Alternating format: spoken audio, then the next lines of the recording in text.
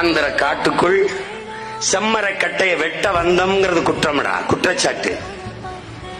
என்னடா நீ புரிஞ்சுக்கிற? திருட்டு பயலுக திருட வந்திருக்காங்க தமிழன்றான். இங்க உட்கார்ந்துட்டு எம்பிட்டடா திருடிட்டு போறான்? எவ்வளவுடா? இந்த குவாரி எல்லாம் யாரோடதுடா? எவ்வளவுடா? வெட்ட வந்தா நீ கைது செய், சிறைப்படுத்து. அதான் நீ செஞ்சிருக்கணும் அந்த நாட்டுல. எவன சுட்டு போட்டான செம்மர்கட்டை வெட்டும் போது காய்ச்சிருக்கடா? சான்று இருக்கா? இத்தனை கேள்வியில எவன் கேட்டான் இந்த நிலத்திலே? மரக்கட்டையும் மனித உடலையும் ஒன்றாக அடுக்கி இவன் கால்களிலே என் கட்டையிலே என் போட்டு போட்டானடா.